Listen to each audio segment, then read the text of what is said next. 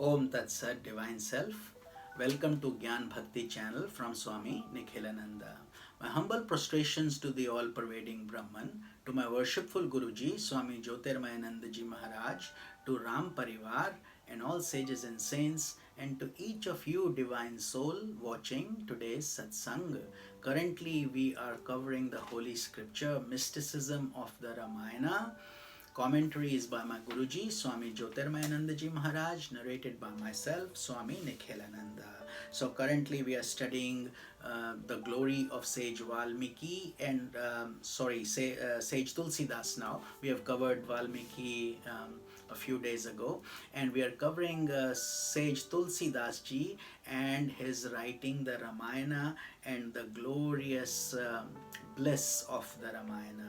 So both versions of Ramayana, that is of Valmiki ji and that of Tulsidas ji, they have proven themselves to be giants among devotional scriptures. So both of them were highly acclaimed. However, because of the size, language and overall literary style, the Valmiki Ramayana has not been able to reach out to the heart of the masses as effectively as the composition of Tulsidas ji. So as we discussed before, sage Valmiki's Ramayana was done long before Tulsidas ji did, and it was in literary Sanskrit language. Therefore it had limited audience, whereas the Tulsidas ji Ramayana, which most people currently have in their homes today, was written by sage Tulsidas, who made it very simple and easy in common folk language Avadi, which is very close to Hindi. Valmiki's Ramayana is a voluminous work in the Sanskrit language, written in an age where values were totally different. His Ramayana can be compared to a Himalayan site full of tumultuous winds with lightning flashes blazing against the stark mountain peaks. The beauty of nature in such a setting may terrify you, but it will thrill and inspire you if you understand its meaning. Such is the Ramayana of Valmiki. So it was written with a different audience and a different style. Those who study the Valmiki Ramayana must know Sanskrit well, and they must be initiated into the ancient way of viewing things so that they can appreciate the true greatness of the work. Because the glory of Rama is hidden beneath the wondrous literary style of his writings, the reader must strive to discover it. He must engage in a form of hide and seek to find behind the literary writings the undercurrents of devotional movements. It is said that when sage Valmiki saw that his Ramayana was not reaching out easily to the masses due to the change of values in society over time, he incarnated as Saint Tulsidas for the promotion of devotion through his writings. The Ramayana of Tulsidas ji is a much more condensed work in which the simple beauty of the language allows the glory of Lord Rama to blaze forth for all to easily see and enjoy. While learned scholars can delight in the excellent literary style of the work as well as the philosophic truths that shine through, the most common folk who are not so scholarly will understand the language and be moved by its meaning. It was so profound that even today they do Ram Leela. The glories of Rama are enacted in villages and even in cities and everywhere. Because of these qualities, the Ramayana of Tulsidas ji has reached every home in North India as well as in many other parts of India and the world. Everyone, whether rich or poor, learned or educated, finds inspiration in that remarkable work. The Ramayana has impressed the minds of people because of its lucidity and simplicity, and because it can be sung so readily. Where there were no radios or television, children gathered while their father or mother recited the colorful stories, and all listened with rapt attention.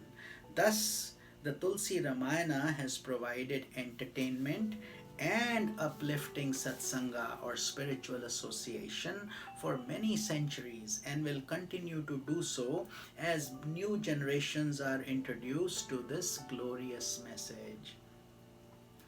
So let's switch now to Bhagwan Rama, the supreme ideal of mankind.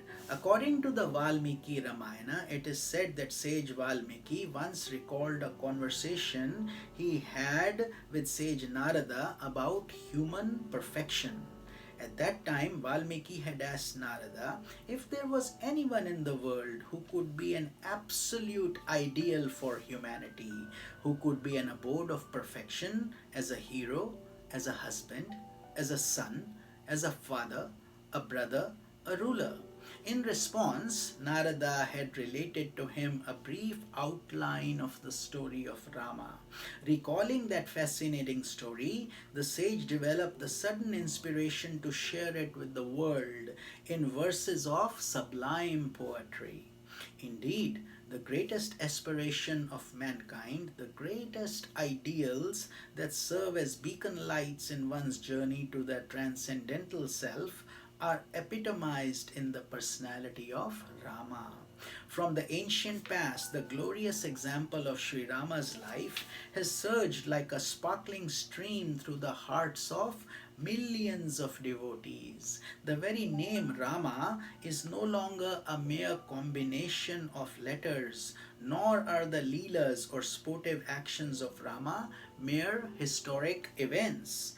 Rama is the bliss potency of Atman, the self hidden in the hearts of all, and the Leelas of Rama are divine sports, embodying the eternal truths of a perfect divine life.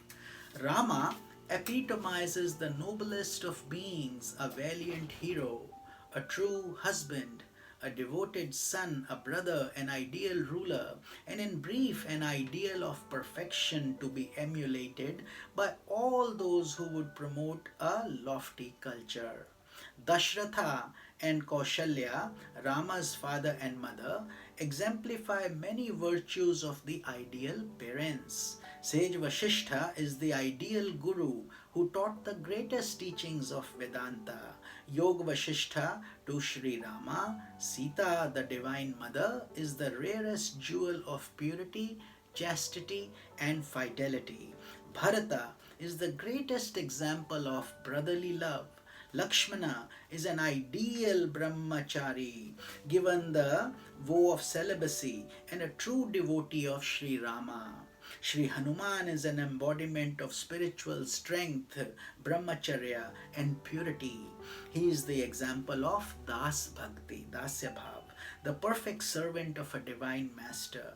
Rama's rule of Ayodhya, known as Ramarajya, is the ideal rulership in which there was a unique congregation of enlightened personalities who were deeply imbued with all the lofty qualifications of the head and heart.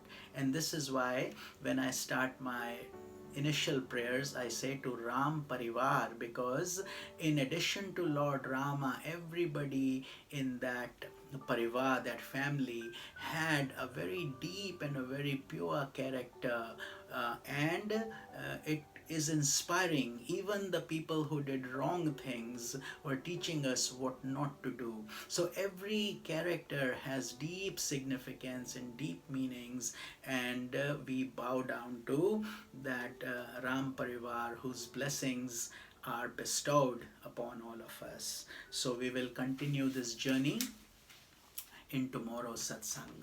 This is Swami Nikhilananda. Om Tat Sat.